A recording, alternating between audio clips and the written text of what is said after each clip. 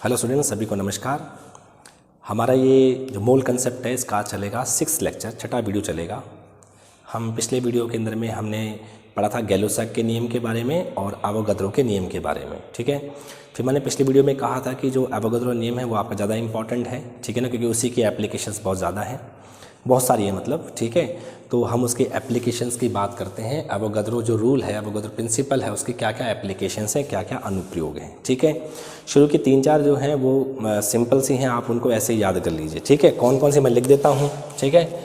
पहला जो है इसकी एप्लीकेशन जो है परमाणुकता ज्ञात करने में, किसी भी अणु की क्या ज्ञात करने, परमाणुकता ज्ञात करने में, ठीक है ना। इसको मैं यूँ बोलूँगा, किसी भी अणु की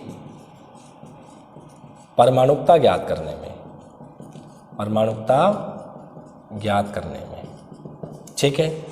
अच्छा, ये क्या चीज़ होती है परमाणुकता? किसी भी अणु में परमाणु की संख्या, किसी भी अणु में उपस्थित परमाणु की संख्या उसकी परमाणुकता कहलाती है। फॉर एग्जांपल, जैसे मैं बोलता हूँ कि ये H2 है, ये अणु है, तो इसकी परमाणुकता कितनी है? 2 है, क्योंकि इसमें 2 परमाणु हैं। मैं आपसे बोलता हूं कि आपका नाइट्रोजन है, ये अणु है, इसकी परमाणुकता कितनी है? 2 है, क्योंकि इसके अंदर नाइट्रोजन के कितने परमाणु उपस्थित हैं? 2 परमाणु उपस्थित हैं, ठीक है। जैसे मैं आपसे बोल देता हूं कि P4 है, P4 फास्फोरस, यानी कि ये जो P4 अणु है इसकी परमाणुकता कितनी है? 4 है, क्योंकि इसके अंदर में 4 परमाणु उपस्थित हैं। जैसे मैं बोलता हूँ सल्फर है, S8 होता है, तो सल्फर जो है इसकी परमाणुकता कितनी है? 8 है। तो बहुत सिंपल सी बात है, किसी भी अणु में, किसी तत्व में उपस्थित परमाणु की संख्या जो होती है वो कहलाती है उसकी परमाणुकता, ठीक है। दूसरा है अणुसूत्र ज्ञात करने में, ठीक है, अणुसूत्र ज्ञात करने में। ये कोई खास बात नहीं है, हमें किसी भी मॉलिक्यूल का मॉलिक्यूलर फॉर्मूला, किसी भी अणु का अणुसूत्र जो ज्ञात करना है वो भी इसकी नियम से अपन ज्ञात कर पाते हैं। कोई खास बात नहीं है, इसलिए आप उसको सिर्फ ऐसे ही पढ़ लीजिए, अणुसूत्र ज्ञात करने में, ठीक है। दूसरा है गैलो-सैक, गैलो-सैक के आयतन संबंधी नियम, गैलो-सैक के आयतन संबंधी नियम को समझाने में, गैलो-सैक के आयतन संबंधी नियम को समझाने में हम गैलो-सैक के आयतन संबंधी नियम को इससे समझा सकते हैं, ठीक है। यानी क्या कहा था, देखो गैलो-सैक साहब ने क्या कहा था कि अगर समान ताप और दाब हो, समान ताप और क्या है? दाब है, टेम्परेचर कांस्टेंट है, प्रेशर कांस्टेंट है, तो अगर अभिकारक अणु जो क्रिया कर रहे हैं, यानी जो रिएक्टेंट हैं जो आपस में क्रिया कर रहे हैं, अगर वो भी गैस हैं तो उनके आयतन में एक निश्चित अनुपात होता है। एवोगाद्रो नियम ने क्या बोला है कि समान ताप और दाब पर अगर आयतन भी समान होते हैं तो उनमें अणुओं की संख्या समान होती है, उनमें क्या होती है? अणुओं की संख्या समान होती है। यानी अगर अणुओं की संख्या समान है तो आयतन समान है, अगर आयतन समान है तो अणुओं की संख्या समान है। इसका मतलब ये हुआ कि ये नियम किसको समझा रहा है? गैलो-सैक के आयतन संबंधी नियम को भी समझा रहा है, ठीक है। जो फोर्थ होता है वो है डाल्टन का नियम, ठीक है, डाल्टन नियम को समझाने में, ठीक है भाई। तो डाल्टन के नियम को भी इन्होंने समझा दिया है, ठीक है, क्योंकि इसके आधार पे हमें मालूम चला है कि अणु में भी क्या होते हैं? परमाणु होते हैं, ठीक है ना। अणु में भी क्या होते हैं? परमाणु होते हैं। तो डाल्टन साहब ने कहा था कि भाई वह छोटे छोटा कण जिसे आगे डिवाइड नहीं कर सकें, ठीक है, उन्होंने कहा था कि वो क्या होता है? परमाणु होता है। लेकिन इन्होंने बताया कि जो किसी भी रिएक्शन में भाग लेते हैं वो क्या होते हैं? परमाणु होते हैं। यानी अणु भी किससे मिलकर बना हुआ होता है? परमाणु। और किसी भी रासायनिक अभिक्रिया में जो भाग लेते हैं वो क्या होते हैं? परमाणु ही होते हैं, ठीक है। तो डाल्टन नियम को आगे समझाएं, अपन पढ़ेंगे डाल्टन का सिद्धांत क्या, डाल्टन का नियम तो क्या बोलेंगे, डाल्टन की परिकल्पना है उसको अपन बात करेंगे, ठीक है ना, डाल्टन परिकल्पना को समझाने।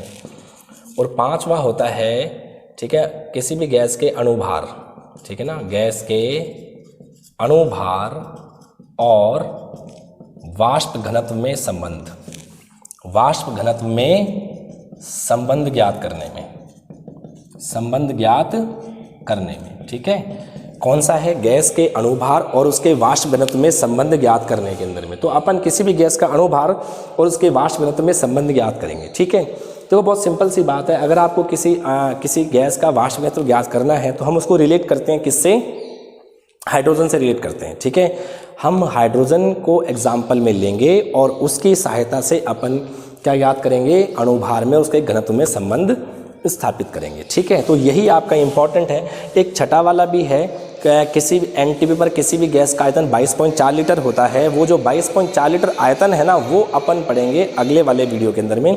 आज हम इस वीडियो के अंदर पढ़ते हैं गैस के अणुभार और वाष्प घनत्व में संबंध क्या होगा, ठीक है, इसके बारे में पढ़ते हैं। चलिए, ठीक है, चलिए। तो किसी भी गैस का जो वाष्प घनत्व है, ठीक है, किसी भी गैस का जो वाष्प घनत्व है, मैं यूँ कह दूँ कि वाष्प घनत्व जो है, ठीक है, वो क्या होता है, गैस के निश्चित आयतन का द्रव्यमान बटे समान ताप और दाब पर, समान ताप और दाब पर हाइड्रोजन के निश्चित आयतन का द्रव्यमान, आयतन का द्रव्यमान, ठीक है भाई। तो वाष्प घनत्व क्या है, किसी भी गैस का वाष्प घनत्व कैसे ज्ञात करते हैं, उस गैस के निश्चित आयतन का द्रव्यमान। हम गैस लेंगे, उसका एक निश्चित आयतन लेंगे, उसको अपन तोड़ लेंगे, उसका द्रव्यमान कितना है, अपॉन उसी ताप और दाब पर, समान ताप और दाब पर हाइड्रोजन के निश्चित आयतन का द्रव्यमान हमें पता होता है। हम उसका भाग लगा देंगे तो उस गैस का क्या निकल जाएगा, वाष्प घनत्व निकल के आ जाएगा। बात ठीक है कि नहीं है। चलिए अपन बात करते हैं नेक्स्ट स्टेप के अंदर। मैं इसको लिखूंगा जो वाष्प घनत्व जो होता है, ठीक है, वाष्प घनत्व जो होता है गैस के n अणु, ठीक है ना, n अणु का द्रव्यमान जो होता है, ठीक है, क्या आ जाएगा, समान ताप और दाब पर हाइड्रोजन के n अणु का द्रव्यमान, ठीक है भाई। मैंने आयतन को किससे संबंधित कर दिया है, अणु से। मैंने आयतन को हटाया और मैंने वहाँ पे क्या लिख दिया है, n अणु कर दिया है। क्यों कर दिया आपने, क्योंकि भाई हमें पता है अवोगाद्रो नियम के अंदर में अगर आयतन समान है तो उसमें अणुओं की संख्या भी समान होती है। तो मैंने यहाँ से आयतन को हटा दिया और n अणु कर दिया। तो गैस के n अणु का द्रव्यमान समान ताप और दाब पर हाइड्रोजन के n अणु का द्रव्यमान हो जाएगा, ठीक है। अगले स्टेप के अंदर मैं क्या कर रहा हूँ, गैस के एक अणु का द्रव्यमान, गैस के एक अणु का द्रव्यमान, ठीक है। मैंने क्या कर दिया, n अणु को क्या एक ले लिया। तो ऐसे ही मुझे क्या करना पड़ेगा, समान ताप एवं दाब पर हाइड्रोजन के एक अणु का द्रव्यमान, ठीक है, क्या हो जाएगा, समान ताप और दाब पर हाइड्रोजन की, क्योंकि अगर वहां पर मैंने n को एक किया है तो मुझे यहां पर भी n को एक करना पड़ेगा। अगले स्टेप में क्या होता है, गैस के एक अणु का जो द्रव्यमान है अपॉन में, हमें पता है कि हाइड्रोजन जो होता है उसकी परमाणुकता कितनी होती है, 2 होती है। हाइड्रोजन का एक अणु है, परमाणुकता कितनी उसकी, 2। तो मैं इसको क्या लिखूंगा, मैं इसको लिखूंगा हाइड्रोजन के, मैं इसको यूं कर सकता हूं, 2 इंटू हाइड्रोजन, मैं इसको अभी एक स्टेप पर बढ़ा देते हैं, ठीक है। इसको मैं करता हूं समान ताप एवं दाब पर हाइड्रोजन के 2 परमाणु का द्रव्यमान, 2 परमाणु का द्रव्यमान। आप यहाँ लिखेंगे जो कि हमें पता है जो हाइड्रोजन होता है, ठीक है ना, हाइड्रोजन की जो परमाणुकता होती है 2 होती है। बात है कि सही, बात सही है कि नहीं है, क्योंकि उसके एक अणु में कितने परमाणु होते हैं, 2 होते हैं। अगले स्टेप में क्या हो जाएगा, गैस के एक अणु का द्रव्यमान अपॉन में, मैं इसको यूं लिख सकता हूं, 2 इंटू हाइड्रोजन के एक परमाणु का द्रव्यमान। ये हो गया गैस का वाष्प घनत्व। बोलो कोई प्रॉब्लम, ये समीकरण नंबर 1 हो गई, कोई दिक्कत, ये समीकरण नंबर क्या हो गई, 1 हो गई। अच्छा, हम जानते हैं, हमें एक बात और पता है, हम क्या जानते हैं कि जो किसी भी गैस का जो अणुभार होता है, किसी भी गैस का जो क्या होता है, अणुभार होता है, वो गैस के एक अणु का भार अपॉन में हाइड्रोजन के एक परमाणु का भार, भार का मतलब है द्रव्यमान, ठीक है, मैं यहाँ द्रव्यमान लिख देता हूँ, परमाणु का द्रव्यमान, समीकरण नंबर क्या हो गई 2। ये कैसे हुआ भाई, हमें पता है हाइड्रोजन के एक परमाणु का द्रव्यमान 1 होता है, ग्राम में इसको अगर अपन लिखें तो 1 ग्राम होता है। जैसे मैं आपसे बात करता हूँ मैथेन, मैथेन का फॉर्मूला होता है CH4, क्या होता है CH4 होता है, तो इसका अणुभार 16 है। 16 क्यों है, क्योंकि ये हाइड्रोजन के एक परमाणु से 16 गुना भारी है। तो जो हमें किसी भी अणु का या किसी भी गैस का अणुभार निकालना है तो उसके एक अणु का द्रव्यमान हाइड्रोजन के एक परमाणु के द्रव्यमान से कितना गुना भारी है, वैसे तो निकलेगा। तो अणुभार क्या होता है, गैस के एक अणु का द्रव्यमान बटे हाइड्रोजन के एक परमाणु का द्रव्यमान होता है। बात सही है कि नहीं है, ठीक बात है। तो आगे देखें, मैं क्या करने वाला हूँ, समीकरण नंबर 1 डिवाइडेड बाय समीकरण नंबर 2, यानी मैं समीकरण नंबर 1 में समीकरण नंबर 2 का भाग लगा दूं। तो देखो क्या होगा, अगले स्टेप में देखिएगा क्या होगा, यहां से होगा वाष्प घनत्व बटे अणुभार बराबर, ये क्या है, गैस के एक अणु का द्रव्यमान, गैस के एक अणु का द्रव्यमान बटे 2 इंटू हाइड्रोजन के एक परमाणु का द्रव्यमान। हमें इसमें भाग लगाना है, किसका लगाना है, इसका। क्या आ जाएगा, गैस के एक अणु का द्रव्यमान बटे हाइड्रोजन के एक परमाणु का द्रव्यमान, ठीक है, इसका भाग लगाना है।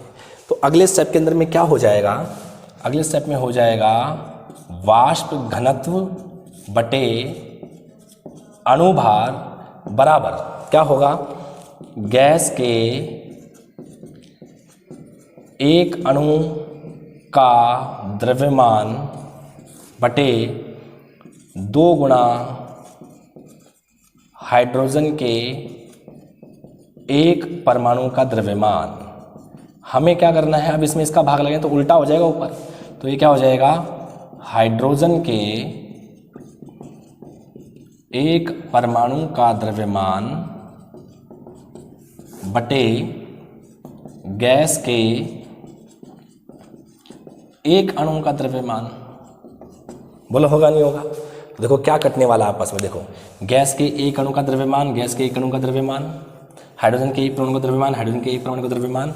हमारे पास क्या आ गया, वाष्प घनत्व बटे अणुभार बराबर 2, यानी वाष्प घनत्व जो होता है वो 2 गुना अणुभार होता है। बात सही कि नहीं है, बहुत सिंपल है। यानी करना क्या है, यहाँ से स्टार्ट करना है। तो किसी भी गैस का वाष्प घनत्व क्या होता है, गैस के निश्चित आयतन का द्रव्यमान तथा समान ताप और दाब पर हाइड्रोजन के निश्चित आयतन के द्रव्यमानों का अनुपात उस गैस का वाष्प घनत्व कहलाता है। ये परिभाषा से निकल के आता है। वाष्प घनत्व क्या होता है, गैस का हमें आयतन क्या लेना है, निश्चित, उसका द्रव्यमान बटे समान ताप और दाब पर हाइड्रोजन के निश्चित आयतन का द्रव्यमान। ठीक है, हमें क्या करना है, अब हम जानते हैं आवोगाद्रो का नियम क्या होता है, अगर आयतन समान है तो अणुओं की संख्या समान है।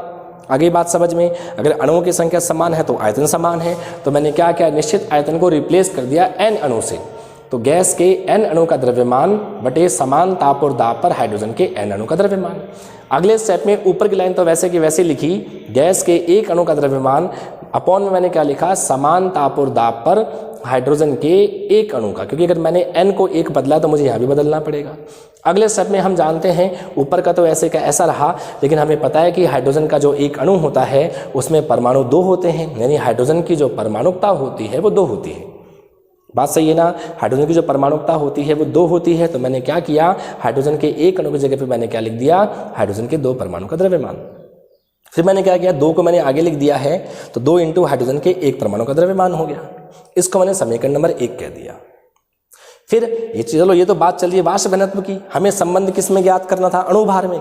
तो हमें उसी गैस का अणुभार भी निकालना है। तो किसी भी गैस का अणुभार कैसे होता है, उस गैस के एक अणु का भार बटे हाइड्रोजन के एक परमाणु का, भार, यानी जो हाइड्रोजन है उसका जो एक परमाणु का द्रव्यमान जो उसका भार जो है उससे कितना गुना भारी है उस अणु का एक अणु का भार जो है। ठीक है, तो मैंने क्या किया, अणुभार बराबर होता है गैस के एक अणु का द्रव्यमान बटे हाइड्रोजन के एक परमाणु का द्रव्यमान। हम केमिस्ट्री के अंदर में द्रव्यमान और भार को एक दूसरे से लिख सकते हैं। हालांकि फिजिक्स में द्रव्यमान भार अलग अलग चीज़ होती है, लेकिन अपने केमिस्ट्री के अंदर में मैं द्रव्यमान को भार लिख सकता हूँ, भार को द्रव्यमान लिख सकता हूँ। ठीक है, हालांकि होती बेसिकली फिजिक्स में अलग चीज़ें हैं, हम केमिस्ट्री में इसको एक ही मान के चलते हैं। ठीक है, तो द्रव्यमान ऐसा आ गया, मुझे क्या करना है, इस समीकरण में इसका भाग लगा दो, यानी वाष्प घनत्व में भाग लगाना है अणुभार का, वाष्प घनत्व में भाग लगाना है अणुभार का।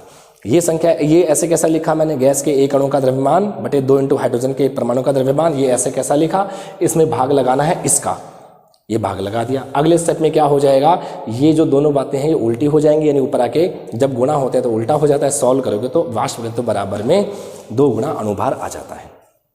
बात ठीक है कि नहीं है? अच्छा, अब क्या होता है कि जैसे मान लीजिए एग्जाम में आपसे पूछें, आपसे एग्जाम में ऐसे भी पूछते हैं कि सिद्ध कीजिए कि जो वाष्प घनत्व है बराबर 2.016 इंटू अणुभार है। ठीक है, आपसे ऐसा भी पूछ सकते हैं, आपसे ऐसा भी पूछ सकते हैं। तो बहुत सिंपल सी बात है, हाइड्रोजन का जो एक परमाणु होता है उसका भार होता है 1.008। अगर बिल्कुल फिक्स ज्ञात करते हैं तो 1.008 होता है, तो सिंपल सी बात है 2 से मल्टीप्लाई करोगे तो कितना आ जाएगा, 2.016।